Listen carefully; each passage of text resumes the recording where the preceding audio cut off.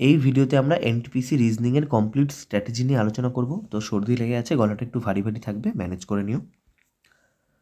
First আমরা বুকসের কথায় যদি আসি, কী কী বই পড়তে হবে। দেখো, আমি আগের বারবার বলছি রেলের ক্ষেত্রে যে দুটো রকমের ক্যান্ডিডেট থাকবে, একজন ইংলিশ, একজন বেঙ্গলি। ইংলিশ আর বেঙ্গলি দুজনের জন্য বেস্ট বই হচ্ছে এটা, রেলওয়ে অল এক্সাম রিজনিং কিরণের একদম বেস্ট বই এটা। এবার তুমি যদি ইংলিশে সচ্ছল না হও, যেহেতু আমার বাংলা হলে বেশি ভালো হয়, তার জন্য এই বইটা আছে। এই বইটা কিন্তু বাংলার সমস্ত এক্সাম, আমাদের ওয়েস্ট বেঙ্গলের পরীক্ষা হোক, ডব্লিউবিসিএস, ডব্লিউবিপিএসসি, রেলওয়ে সমস্ত এক্সামের জন্য ইউজফুল।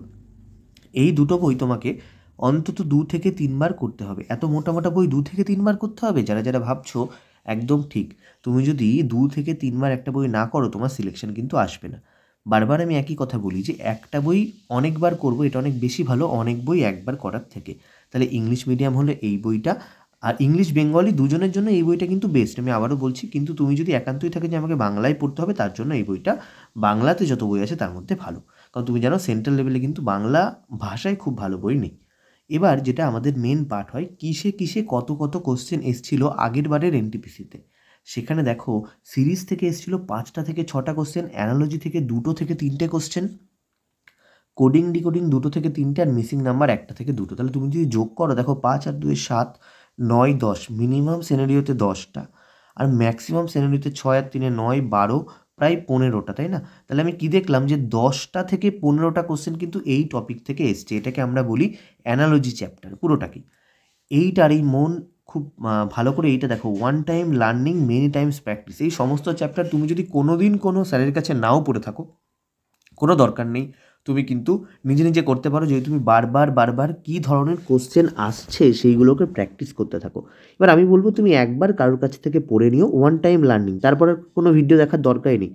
তারপর বারবার PYQ সলভ করবে। কি বললাম? বারবার PYQ তুমি সলভ করতে থাকবে, আর কিচ্ছু নেই এখানে। এটা তোমাকে কেউ শেখাতেই পারবে না, কারণ এটার হাজার রকমের ধরন হয়। হাজার রকমের ধরনের মধ্যে তোমাকে, তুমি 900টা শিখলে আরও 100টা বানিয়ে দেবে। আমি 1000 বললাম, কেউ 1000টা শিখলো, তোমাকে আরও একটা কেউ অন্যরকম বানিয়ে দিল। কেউ বলতে পারবে না আমি অ্যানালজি সব পারবো, কারণ এটা যা খুশি রকমের কোশ্চেন করে। ওকে, দেখো নেক্সট। তো এইটা তোমাকে কিরণটা অবশ্যই 2 থেকে 3 বার কমপ্লিট করতে হবে এই চ্যাপ্টারগুলোর জন্য, অন্তত 2 থেকে 3 বার, তার চেয়ে বেশি পারলেও ভালো। এবার তুমি যদি অফলাইন আর অনলাইনে ম্যাথ আর রিজনিং পড়তে চাও, তাহলে এই নাম্বারে হোয়াটসঅ্যাপ করতে পারো।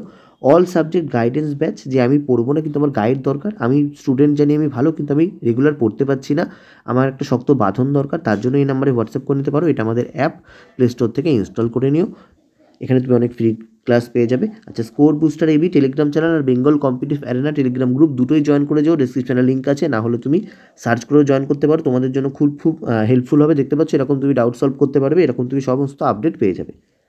নেক্সট, এইবার হচ্ছে ওয়ান টাইম প্র্যাকটিস। এটা সব থেকে ইজি পার্ট, এখানে তোমাকে ফুল মার্কস পেতেই হবে। ওকে, কি mirror image, paper cutting, figure completion, embedded figure, mathematical operation, classification word. এর জন্য শেখার আমি বলবো কোনো দরকার নেই, জাস্ট গিয়ে প্র্যাকটিস করো। ওয়ান টাইম তুমি কিরণ করো তাহলেই হবে, আর দ্বিতীয়বার কিরণ না দেখলেও হবে, তুমি শুধুমাত্র মক দিয়ে যাবে তাও হবে এই চ্যাপ্টারগুলোর জন্য। কিন্তু অন্তত একবার করবে, যাতে তুমি কোশ্চেনের ধরনটা বুঝতে পারো। নেক্সট, আমি ঠিক যেভাবে বলছি সেইভাবেই কিন্তু পড়বে। ফার্স্ট তুমি শুরু করবে এটা দিয়ে, এটাকে আমি দিলাম 1 নাম্বার। নেক্সট, দেখো এবার এইখানে যখন একটা একটা টপিক করবে না, তখন খুব ওয়ার্কলোড হয়ে যাবে। তার মাঝে মাঝে তুমি কী করবে, এইখানে টপিকগুলো করতে থাকবে, কারণ এগুলো খুব ইজি চ্যাপ্টার। নেক্সট আমি চলে আসছি এমন চ্যাপ্টার যেটা একবার তোমাকে লার্নিং, একবার প্র্যাকটিস করলেই হবে। আগের টাইম কোনো লার্নিং বলিনি, ব্লাড রিলেশন একবার শিখে গিয়ে জাস্ট একবার কি ধরনের সেটগুলো দিয়ে দাও, আর জীবনে কোনো দিন না করলেও তুমি পারবে, এটা আমার গ্যারেন্টি। ডাইস, সেম জিনিস, ডাইসের 4টে ফর্মুলা আছে, কেটে দিলে কী কী হয়, ওই ফর্মুলা 4টে তুমি যদি মুখস্থ করে ফেলতে পারো, তুমি সারা জীবন ডাইস প্র্যাকটিস না করলেও চলবে। ক্যালেন্ডারও সেম, আমার ক্যালেন্ডারে ইউটিউবে পুরো কমপ্লিট ভিডিও দেওয়া আছে, গিয়ে সার্চ করবে calendar by score booster AB, পুরো কমপ্লিট ভিডিও পেয়ে যাবে, ওর বাইরে সিঙ্গেল কোশ্চেন আসবে না। সেটা দেখে নাও, দেখে নিয়ে তুমি কিরণ প্র্যাকটিস করে ফেলো। কাউন্টিং ফিগার সেম, যে কোনো জায়গা থেকে পড়ে নাও, পড়ে ওইগুলো খাতায় নোট করে নাও, দিয়ে প্র্যাকটিস করে ফেলো, একবার প্র্যাকটিস। তোমার এইগুলোর ক্ষেত্রে কি, এইগুলোর ক্ষেত্রে রুল খুব জরুরি, এইগুলোর ক্ষেত্রে রুল খুব জরুরি। রুল যদি তোমার মনে থাকে তাহলে একদম তুমি করে ফেলতে পারবে, প্র্যাকটিস অত বেশি না করলেও হবে। ফিগার সিরিজ সেম, ফিগার সিরিজের রুল বলে কিছু হয় না, কিন্তু এইটাকে তুমি একটু ভালো করে প্র্যাকটিস করো, এবং এটার কিছু কিছু থাকে যে এটা থেকে ওইটা, ওটা থেকে ওটাই রুলগুলো থাকে। ভেন ডায়াগ্রাম সিলং একবার শিখে নাও, একবার প্র্যাকটিস করে সারা জীবন না করলেও হবে। তো এইগুলো পুরোপুরি one time learning, one time practice, এইগুলো এই চ্যাপ্টার।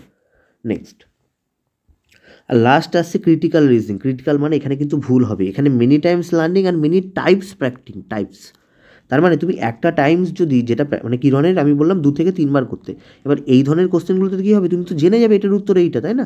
তাই জন্য তুমি ওইটার উত্তর ওটাই করে ফেলবে। তাই তোমাকে মেনি টাইপস প্র্যাকটিস করতে হবে। টাইপস কোথায় পাবে? প্রিভিয়াস ইয়ারের যত কোশ্চেন আছে করো, নতুন পরীক্ষা হলো সেটা করো, বিভিন্ন জায়গার মক দাও, ব্যাংকের মক দাও, এখানের মক দাও, সব সমস্ত জায়গার মক দাও, তাহলে তোমার থিঙ্কিং প্রসেসটা বাড়বে। এখানে স্টেটমেন্ট কনক্লুশন দেওয়া হয়, direction, distance, order, ranking, inequality.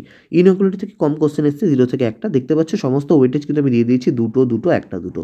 এটা তুমি মেনি টাইমস লার্নিং তোমাকে করতে হবে।